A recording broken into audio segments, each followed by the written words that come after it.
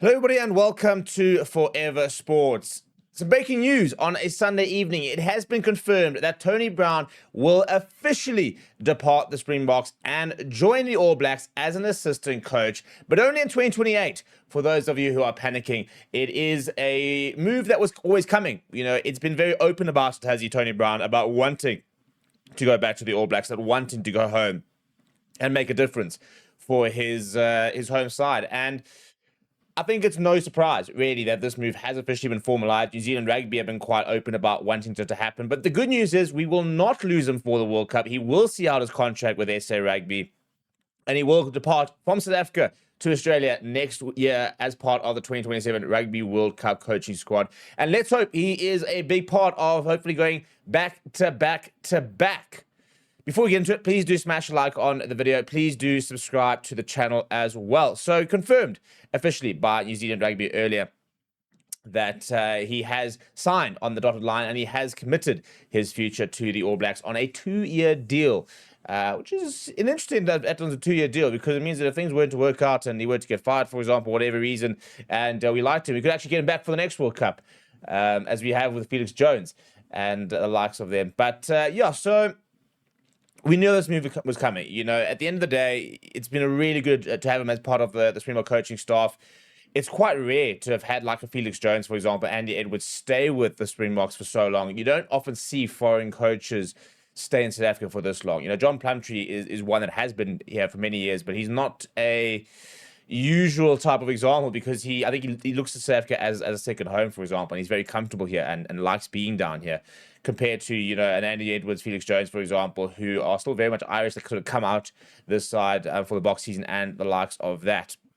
So New Zealand CEO Steve Lancaster said as follows: Tony is a world-class coach who is highly regarded and consistently sought after by head coaches and teams around the world.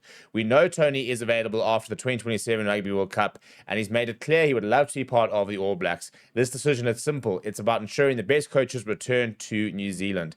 It's for the All Blacks head coach to shape the structure and portfolios of their coaching team, and we have every confidence that Tony is a high-quality addition when he joins in 2028. Apparently, the appointment was led by incoming New Zealand High Performance Director Don Tricker, who will begin his role in 2026.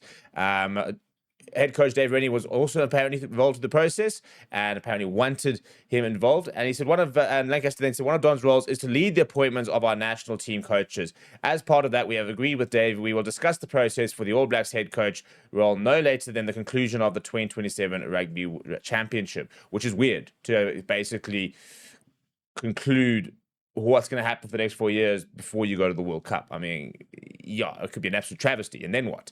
So he says, for now, Dave and his coaches team are absolutely focused on what's in front of them, and we look forward to challenging ourselves against Tony and the Springboks in the coming months. It's an interesting situation, isn't it? Because you've got Tony Brown, who wants to come back to the All Blacks. You've got Dave Rennie, who has basically signed on to the World Cup. That's kind of the plan for him to come in, do the greatest rivalry tour, go to the World Cup, and they kind of were going to look from there. But now you've made an appointment already to bring in Tony Brown in 2028, which means that if Dave Rennie were to be reappointed, for example, then that's fine, because obviously he has said that he would like to see Tony Brown, or be supportive of the decision to have Tony Brown in the setup. But if he's not renewed and you have to bring somebody in, well, you've already given a contract to Tony Brown. And I think what we have seen quite a lot in different rugby setups is that you could have the best coaches in the world, but if they don't see eye to eye, if they're not complementary in their style or in the way they think, it doesn't work. And this is an interesting appointment, to basically make an appointment about an assistant coach before you make an appointment about a head coach. It's all very, you could go tomorrow and get a Jacques Nielba as your defense coach if he were to leave Leinster, and then bring in an attack coach whose philosophy just doesn't suit what Jacques Nielba is all about. Now, yes, the best coach in the world can kind of adapt to a certain degree and kind of make it work, but you have to have very similar philosophies. You have to have a blueprint on how you're going to play the game that matches, because everything is connected. That's why you look at the box. It's a very interconnected coaching staff. Vandita Stick's speciality, inverted commas, within the box squad is off-the-ball coach. Now, that is quite a simple term, but we don't really understand it. And that's more than just, so is he the coach of what happens when the other team's got the ball. And it's so much more than that. It's about work rate. It's about when you have the ball, what positions are you getting into? Once you've offloaded the pass, where are you going? How are you working? When you don't have possession, for example, where are you working? What is your work rate? What are your positioning? So there's so much sort of intricacy to the way the Boks play. It's so much more than Tony Brown just decides, once we get the ball, this is what we do. It's not just a case of deciding, right, okay, this is how we defend. It's all going to be interconnected. You've got to make sure that your defense, your attack, your kicking game, for example, your set pieces all align to a overall game plan that feeds into each other. Your defense and your attack are so complementary. They might sound like opposite things, but they have to work together, because it's all about when you have to change attack to defense or defense to attack, and how they sort of complement each other from a field position point of view. If you have attacking setup and you decide, Tony Brown decides, this is how I want to attack, this is kind of and this is the shape, then you need to look at a defensive point of view. Okay, now if we concede possession and we're in this attacking shape, and this is kind of where our players are, they now need to be able to defend from that position, which is why it's an interesting decision to make, given the fact that they don't have a head coach. But it's also a decision they had to make, or else they would lose them. SA Rugby are busy trying to knuckle down and tie down their coaching staff for 2031. Rassie Erasmus has already gotten their contract.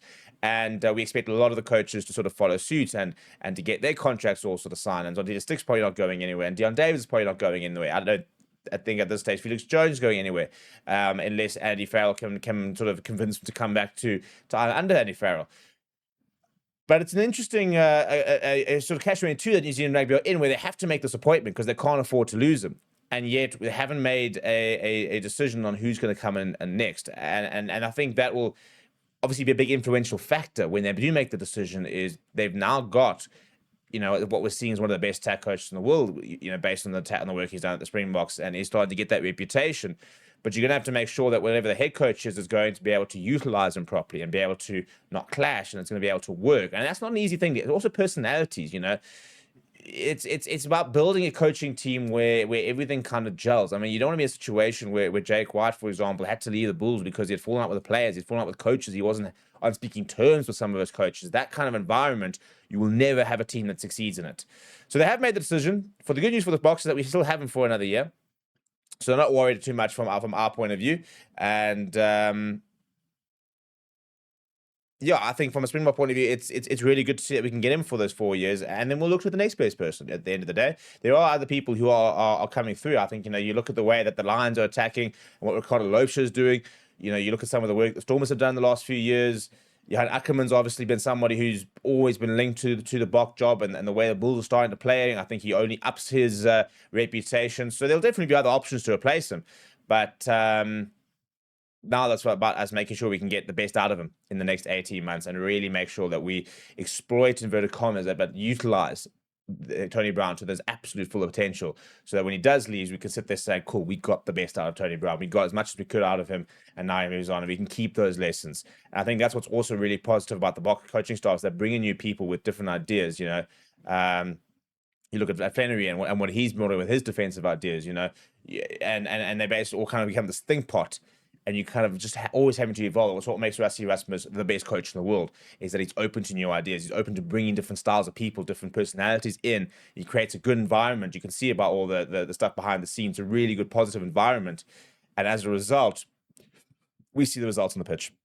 What do you think of the appointment? Let me know down in the comments below. Smash a like on the video. Subscribe to the channel as well.